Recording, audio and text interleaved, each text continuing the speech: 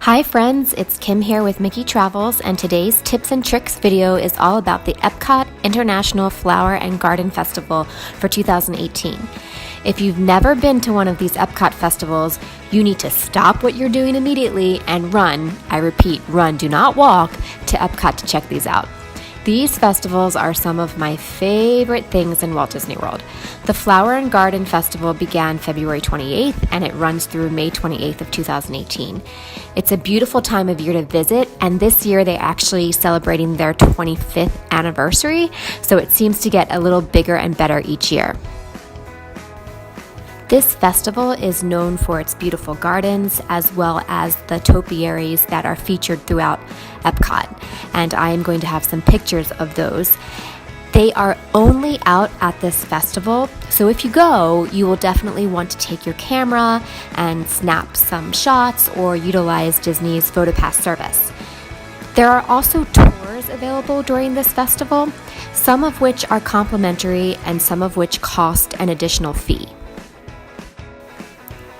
In addition, there are gardens like the Goodness Garden Butterfly House and the new How to Garden, where you can learn how to create your own butterfly house, garden crafts, and sustainability practices. There are also many play gardens that are especially fun for kids.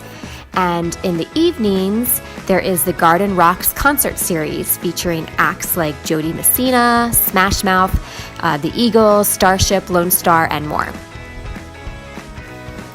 My favorite part of these festivals, however, is the outdoor kitchens. There are several small food kiosks set up all over the World Showcase area, and these are known as the outdoor kitchens. And at these kitchens, there are sample-sized bites of various cuisines, desserts, and beverages, both alcoholic and non-alcoholic. To take advantage of all there is to offer, you really need more than one day. In this video, I'm going to review a small sampling of some of the food available, as I was only there part of the day. I definitely need to go back. When you arrive, you should get one of these passports. All of the festival details are included, and there are stickers that you can use to mark the places you have visited. Now, a staple of the Flower and Garden Festival is the frozen violet lemonade, and this is located at the Pineapple Promenade in Showcase Plaza. This is a non-alcoholic slushy drink that has combined flavors of lemon and violet. It is a bit sweeter than a normal frozen lemonade. It's good, and it is just so pretty. If you carry it around, people are likely to ask you what you are drinking.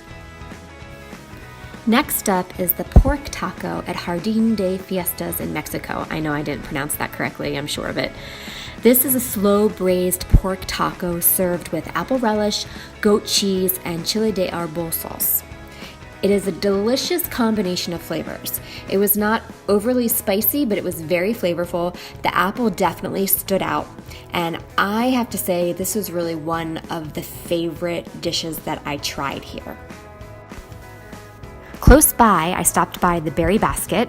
It's really close to Mexico because I wanted to try a Twinings green tea berry mint julep. That's a mouthful. While the presentation was lovely, I was not a fan of this. Mostly, I think I don't really like the taste of whiskey, so I'm not sure why I opted for this. But besides that, it tasted a bit medicine-like to me with the berry flavor. It was a slushy drink, and on the whole, I am not a huge fan of slushy drinks, particularly that have berry flavors. However, it made for a very pretty drink, and my husband actually finished it, and he thought it was fine. I tried the toasted pretzel bread at the farmer's market in Germany. This is toasted pretzel bread topped with Black Forest ham and melted Gruyere cheese. This tasted the way I expected it to. The ham overpowered the cheese a bit, but it was a decent dish. It's heavy, so you may want to split this with a friend so you don't get too full too quickly. Then we made our way over to Italy to Primavera Kitchen, where we tasted the ravioli and fritto misto. The ravioli was filled with Maine lobster, and it had a red vodka sauce. I really enjoyed the lobster ravioli. This was a nice change from the norm, and the vodka sauce complemented it well.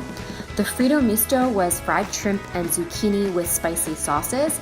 It was very crisp and it wasn't heavy, surprisingly, as fried foods can be that way. So this was a good stop. Now, not pictured is the teriyaki salmon in Japan, which my husband tried. It is essentially teriyaki salmon with seasoned brown rice. My husband said that it was cooked perfectly. The brown rice was a nice choice of starch to go along with this dish, and it was probably my husband's favorite dish.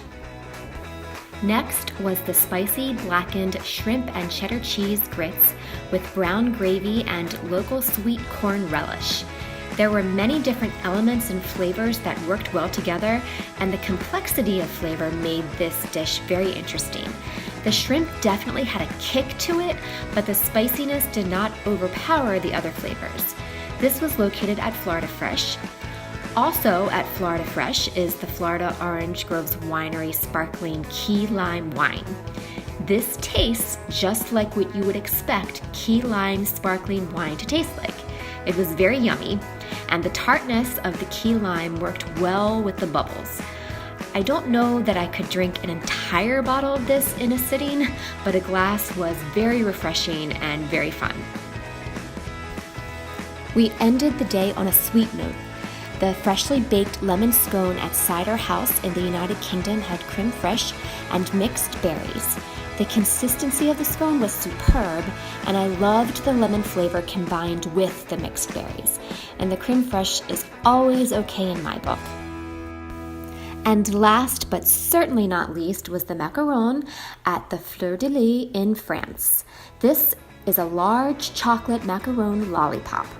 It is delicious. The crunch pieces on the outside of the macaron were fantastic, and the overall chocolate flavor was great. I love macarons, and this certainly was a great dessert. This is just a sampling of the outdoor kitchens. There were many that we missed simply due to time, but we will be back maybe next year. My goal one day is to complete my passport at one of these festivals and try every outdoor kitchen on the premises. I hope you enjoyed this video. Thanks for watching. If you have any interest in one of these festivals, let me know. I can certainly help plan a trip for you, and as always, my services are free of charge to those clients who book through me, and the packages do not cost any more than if you book directly with Disney yourself. The next festival, which is actually my favorite, is the Food and Wine Festival in the fall. I will definitely be there, so look for another video like this later this year. In the meantime, please feel free to check out my Facebook, Instagram, and YouTube pages, or email me at khart@mickeitravels.com. Thanks!